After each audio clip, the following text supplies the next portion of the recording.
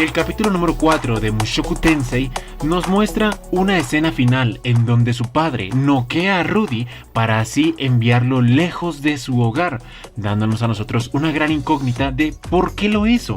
Esta se puede responder en los textos y resulta que cuando Rudy había hablado con su padre acerca de la posibilidad de llevar a Sylphie al colegio de magia, él se dio cuenta que él ya estaba en el punto de madurez más peligroso de todos, el mismo que Paul tenía cuando él decidió marcharse de su hogar, y eso fue a los 12 años. En condiciones normales no hubiera habido ningún problema.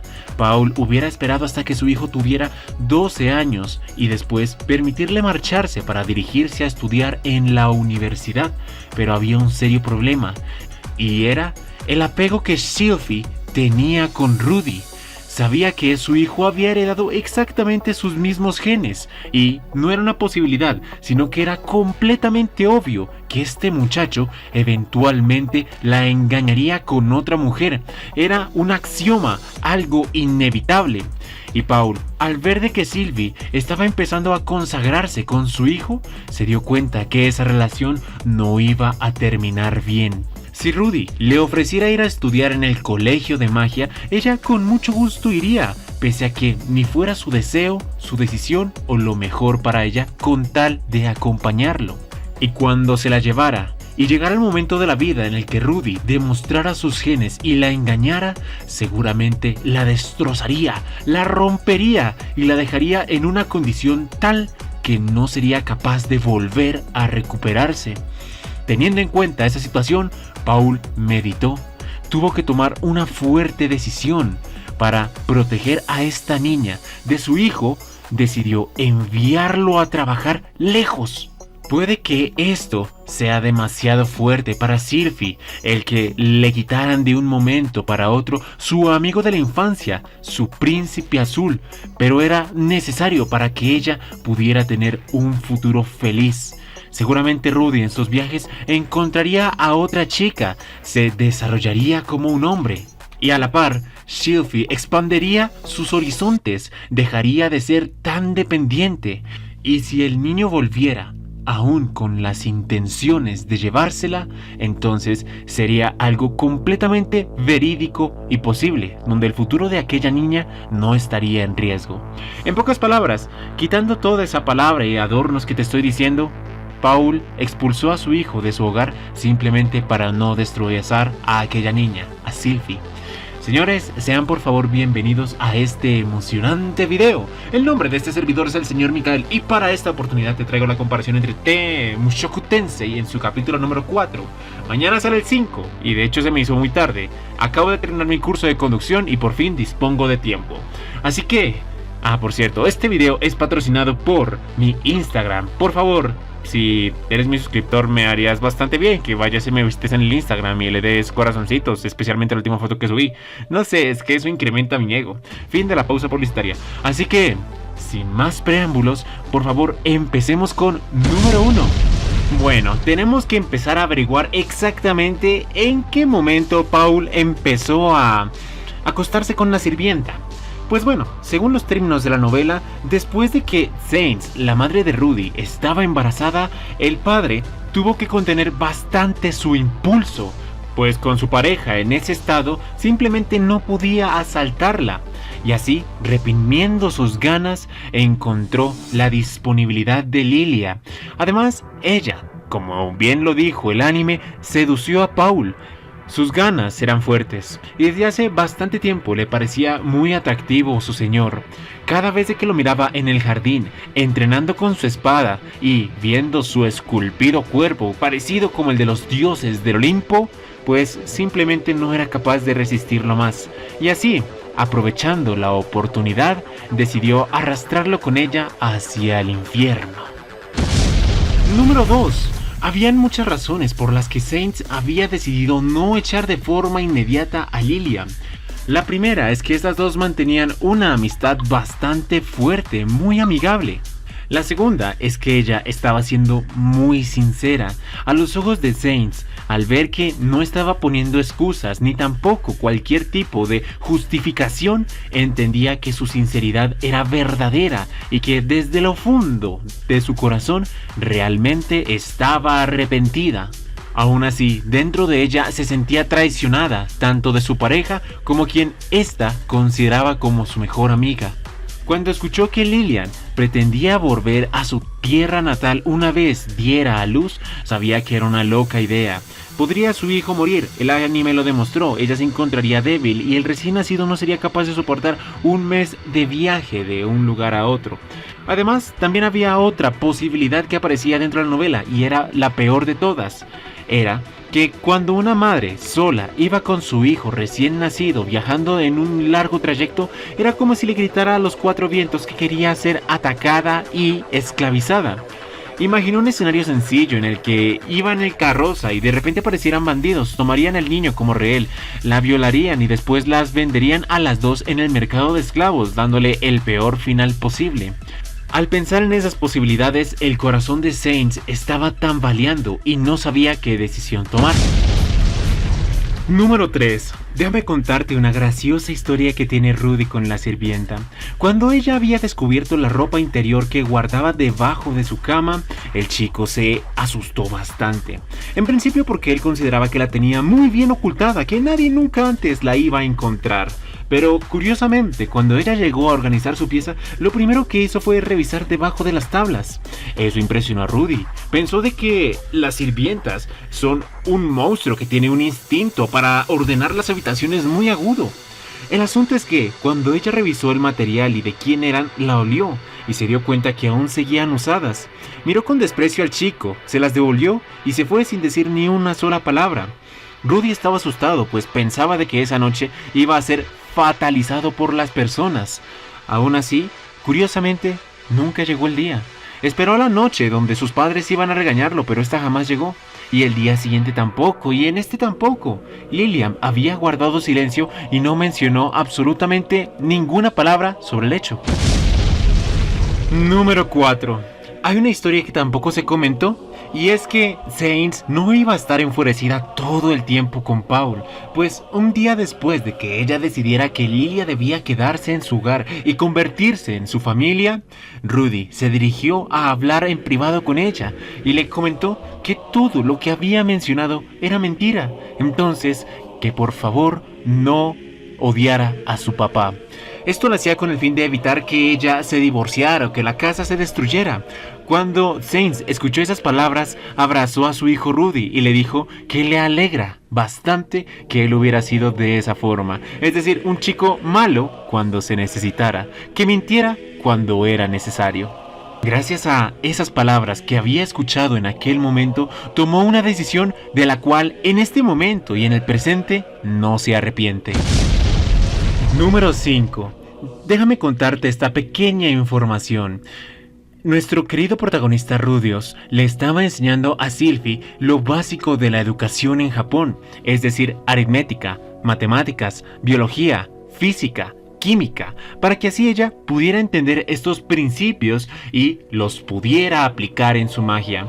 No sabía exactamente cómo hacer agua caliente, pues no había un encantamiento especificado para ello. Entonces Rudius tuvo que explicarle que para poder calentar el agua tenía que hacer vibrar las moléculas de este elemento para que así su temperatura se elevara. Podía utilizar magia de fuego con este fin. Entre esos y muchos otros principios físicos que seguramente el mundo no conocía o no era capaz de entender por la ciencia con la que ellos estaban gobernados. Aquí nace otra anécdota curiosa en la que la familia descubre cómo es que su hijo sabe calcular. Una vez que los dos niños habían nacido, las finanzas de los Greyman habían caído al suelo en números rojos. Entonces, estaban preocupados por su situación económica, a tal punto que Rudy tuvo que ver los libros de contabilidad y dar una especie de evaluación sobre los consumos que se estaban haciendo.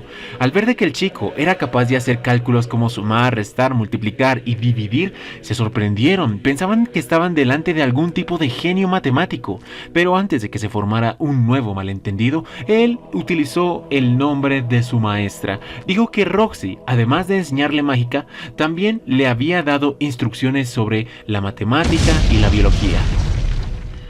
Número 6. ¿Recuerdan que hay un momento en el anime cuando Rudeus está enfrentando a su padre en donde explica cuáles son los 3 tipos de elementos o 3 tipos de estilos de espada? En el video anterior ya le expliqué en qué funcionaba cada uno. El estilo del norte era pelear de una forma sucia. El estilo Dios Espada es para poder hacer ataques contundentes y bastante poderosos. Y el estilo Dios Agua permite hacer contraataques, ver el flujo del combate y estar en una postura defensiva hasta encontrar la apertura del oponente. Eso lo dije a profundidad en el video anterior. Pero verán, resulta y acontece de que en esta escena también se mencionó el origen de estas artes y también la existencia de las mazmorras. Se encuentran bastante conjugadas. Verán, el mundo está repleto de huecos gigantescos, aparentemente criaturas mágicas conocidas como calabozos. En ellas tienen un núcleo mágico, el cual atrae a las bestias para que ellas empiecen a poblarlo. También es como una especie de trampa, pues las bestias que ingresan en este lugar ya no pueden salir. Y ahora bien, ¿qué es lo que pasa? Aparentemente estas piedras mágicas son muy costosas en el mercado. Entonces, los aventureros se adentran dentro de las mazmorras para que así puedan obtener un buen botín, pero muchos de ellos fallecen en el intento. Entonces, su equipo queda desperdigado por el lugar y los monstruos suelen almacenarlos en ciertas cámaras. Siendo así las cosas, no es extraño que un aventurero, quizás suertudo de por medio, se adentrara a una mazmorra inexplorada, o bueno, inexplorada entre comillas, difícil, con un largo historial, con muchas muertes de por medio, y en el camino encuentra artefactos poderosos pertenecientes a otros aventureros o a civilizaciones antiguas, pues muchos de ellos tienen más de 10.000 años. O también piedras mágicas de gran escasez, y así poder venderlas y hacerse increíblemente ricos de la noche a la mañana. Mientras Paul le contaba qué era una mazmorra a su hijo, en forma indirecta le cuenta una historia sobre cómo conoció a su madre. Le dijo que explorando una de las mazmorras se encontraba él junto a una maga amiga y una especie de fantasma élfico que también acompañaba a su grupo de aventureros. En la travesía con esa mazmorra, la maga cayó en una trampa y falleció, pero mientras trataban de escapar encontraron a una novata que futuramente sería la madre de Rudeus, y entre los tres lucharon para poder conquistarla y escapar. Esa es una breve historia referente a ello. También mencionó algo acerca de los estilos o el nacimiento de los estilos de espada. Lo dije anteriormente pero lo olvidé comentar. Aparentemente existieron 3 grandes guerreros. El guerrero que tuvo el nombre del dios espada, el dios agua y el dios norte. Estos 3 se adentraron al calabozo, a la mazmorra más difícil del mundo, y lucharon con todas sus fuerzas. En ese proceso tuvieron que enfrentarse a cientos de adversidades, aventuras y jefes, pero al final lograron conquistarla y su nombre sería esparcido por todo el mundo. Ese sería el origen de los estilos de combate con espada. Número 7. Hablemos un poco de la experiencia que tuvo el padre de Rudeus en la escuela. Esta es bastante interesante. El anime la dio por sobre barriga, apenas la acarició, pero déjame profundizar un poco. Resulta que cuando él abandonó su hogar a la tierna edad de 12 años, ya lograba dominar todos los estilos de combate de espada a nivel avanzado, y eso que no hacía ningún tipo de esfuerzo. Pero bueno, eso solamente es un nota que me faltó. Volvamos al tema principal. Cuando él iba a esos sitios, era hostigado constantemente. En principio, porque todos los niños ricos se sentían envidiosos de su gran y poderoso talento. Ellos pensaban de que cómo puede ser posible que este plebeyo, apenas un noble de clase baja, sea mejor que yo, a pesar de que tengo un duque como padre. No eran capaces de entender plenamente lo que se llama la diferencia de talentos. Y se reunían en grupos grandes para tratar de intimidarlo, acorralarlo y golpearlo. Al final siempre solía escaparse y darle una paliza a los niños, pero los problemas inmediatamente asaltaban sobre él. Bueno, Además de eso, siempre tuvo problemas con las niñas de la nobleza. Mencionaba que aunque se pusieran maquillaje, perfumes costosos y un corcel para tratar de mantener una buena figura, estas realmente no tenían buenos cuerpos, eran gordas o estaban bastante desfiguradas, por así decirlo, no eran simétricas ni hermosas. Cuando él las desvestía se daban cuenta de que eran unas, perdón la palabra, cerdas completas. Finalmente se dio cuenta que si quiere conseguir una esposa bonita, tendría que ser una mercenaria o una aventurera, ya que ellas se ganan la vida con el ejercicio de su cuerpo, con la fortaleza de sus habilidades. Entonces es casi una garantía, algo completamente cierto de que las aventureras tienen un muy buen cuerpo. Y como están constantemente trabajando en las mazmorras, nunca llevan maquillaje. Si la ves hermosa, es que realmente lo es y no te está ocultando ni mintiendo con nada. Número 8. El talento de Sylphie en este momento era impresionante, incluso para Rudios. Él dijo en el anime que podría superarla. Aún así, hay algo que se le olvidó comentar, y es exactamente qué tan talentosa era. Para el momento en donde ella estaba jugando con la magia, tenía una capacidad mágica muy similar a la del muchacho. Podía realizar conjuros de precisión increíble, como formular pequeñas llaves o muñecos movibles de barro, mini golems, solamente que debía tomarle un poco de tiempo. Era capaz de conjurar magia sin encantamiento hasta nivel medio, y dentro de poco lo lograría con su nivel avanzado. Realmente era una chica de talento abrumador. Al verla crecer de esa forma se dio cuenta que él no estaba progresando, y mucho menos moviéndose o adquiriendo mejores habilidades con la espada. Eso fue lo que lo llevó a la decisión de decirle a Sylphie que estaba interesado en abandonar el pueblo, convertirse en un aventurero o ir a la universidad mágica o ir a una que otra mazmorra. Muy bien, número 9. ¿Cómo es que Roxy logró llegar tan lejos como para ser la tutora del príncipe de un reino muy lejano? La respuesta se encuentra en su historia de viaje.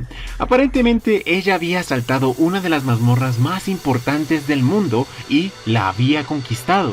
Después de realizar semejante hazaña, los reinos empezaron a interesarse en ella e incluso le ofrecieron convertirse en la maga de la corte real. Sin embargo, ella simplemente decidió aceptar ser la tutora del séptimo príncipe para que así no la presionaran tanto y eventualmente la pudieran dejar ir. Curiosamente, ella dijo que en aquella biblioteca del reino encontró archivos muy antiguos mencionando cómo son las características de la magia de tipo rey. Entendiéndola y analizándola, fue capaz de finalmente alcanzar ese nivel. Número 10. Esta es una rápida, no tomará mucho tiempo. Resulta que en la escena que estamos viendo encontramos a Lilia y Sainz comiendo en la misma mesa. Antes del asunto del embarazo y el nacimiento del nuevo niño, realmente los únicos que podían comer en esta mesa eran los miembros de la familia, el padre, la madre y el hijo. Pero luego de integrarse y volverse parte de ella, la sirvienta finalmente tuvo un asiento dentro de este lugar. Ya no tenía que comer en la cocina ni al margen de su conversación, sino que ahora compartían techo, mesa y lecho. Número 11. Y como último dato, hablemos sobre la paliza que recibió Rudy al final del capítulo. Bueno, señores, verán, Rudius le tiene gran respeto a su padre. Una vez él lo había llevado al bosque para que pudiera ver cómo trabajaba, y ahí se dio cuenta que él era muy poderoso. Quizás tan poderoso que era y jugaba un papel fundamental en su vida. Le enseñó a no ser arrogante, de que siempre van a haber personas más fuertes que él, pese a que él sea un prodigio a su joven edad. Descubrió que su habilidad con la espada era impresionante. Se encontró con 5 criaturas mágicas al mismo tiempo, y simplemente con un desenvainado rápido le cortó la cabeza a todas. Si fuera Rudy, seguramente hubiera tenido serios problemas e incluso pudo haber muerto, pero al ver la gran habilidad de su padre estuvo impresionado. Desde entonces empezó a hacer varias simulaciones en su cabeza sobre cómo poder enfrentarlo si él se fuera en serio a atacarlo. Entre ellas se dio cuenta que nunca podía vencerlo. La única posibilidad que tendría es tomar una larga distancia, lo suficiente para lanzar magia de clase avanzada y destruirlo con potencia de fuego, pero mientras esté en el rango de melee es imposible. Y así fue como empezó. La batalla que se mostró en la novela era un poco diferente a como se mostraba en el manga, en el anime. Cuando el padre lo agarra del cuello y lo arroja lejos, de hecho era lo ideal para Rudius porque le dio distancia, pero en la novela, cuando él sintió la intención asesina de su padre, inmediatamente se puso en guardia, levantó su espada de madera e hizo una explosión de vapor para tratar de obtener distancia, pero era imposible. Su padre lo seguía como si fuera una sombra. Finalmente, después de el combate, que se describe de exactamente igual en la novela como en el anime, Rudius es noqueado. Y luego se despierta en el carruaje de la Gilesha, o bueno, como sea que se llame. Allí él se encontraba atado. Seguramente su padre sabía que no importa qué tipo de argumento le diera a su hijo, siempre ganaría. Entonces debía convencerlo de la única forma en la que él pudiera lograrlo, y es decir, noqueándolo sin pedirle su consentimiento. Y bueno, señores, esos son los datos principales que pude sacar al comparar el anime con la novela. Si te gustó el video, por favor dale like, me gusta, comparte. Recuerda que si me sigues en Instagram y que el link está aquí en la descripción, me harás muy poderoso. Sin más que añadir, este fue tu amigo y buen vecino, el señor Mikael, y nos vemos mañana. Adiós.